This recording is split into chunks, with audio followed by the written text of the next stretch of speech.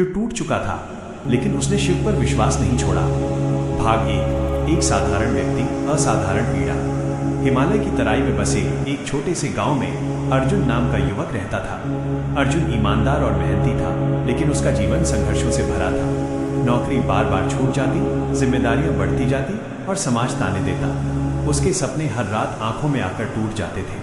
हर रात वो शिवलिंग के सामने बैठकर बस इतना कहता, हे महादेव, अगर मेरी किस्मत में कुछ नहीं लिखा तो मुझे सपने देखना क्यों सिखाया।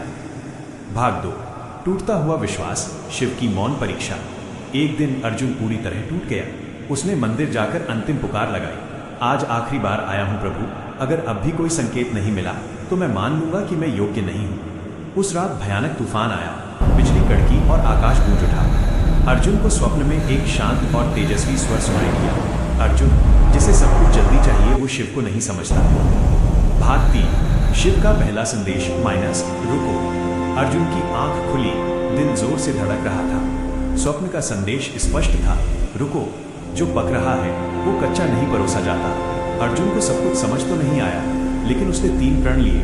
अब वो शिकायत नहीं करेगा, किसी से तुलना नहीं करेगा और सिर्फ अपना कर्म करेगा। भाग 4, साधना, मौन और परिवर्तन। अर्जुन ने ब्रह्म मुहूर्त में उठकर ओम नमः शिवाय का जाप शुरू किया।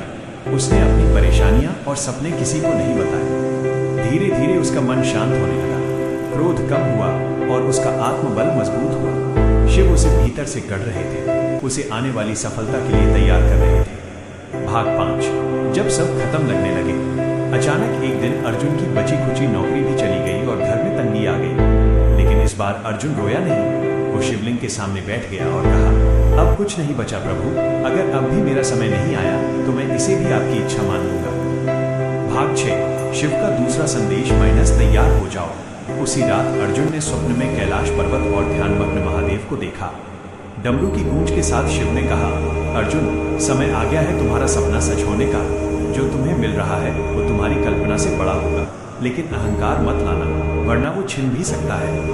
भाग 7, अचानक बदलता भाग्य। अगले कुछ दिनों में चमत्कार होने लगे। एक पुराना मित्र एक अवसर लेकर आया। अर्जुन ने पूरी निष्ठा से काम किया और मात्र 6 महीनों में वो उस मुकाम पर पहुंच गया जिसका सपना उसने वर्षों से देखा था। आर्थिक स्थिति सुधरी और परिवार में सुख आया, लेकिन अर्जुन अब बदला नहीं था।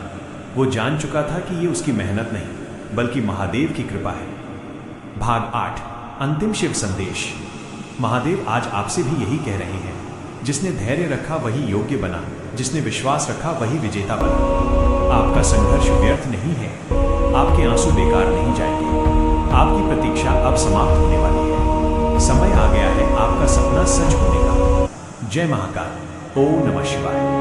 नमः शिवाय। दम दम। इस कथा ने आपके मन को स्पर्श किया हो तो इसे लाइक करें और ऐसी ही रहस्यमयी भक्ति कथाओं के लिए चैनल को सब्सक्राइब करें।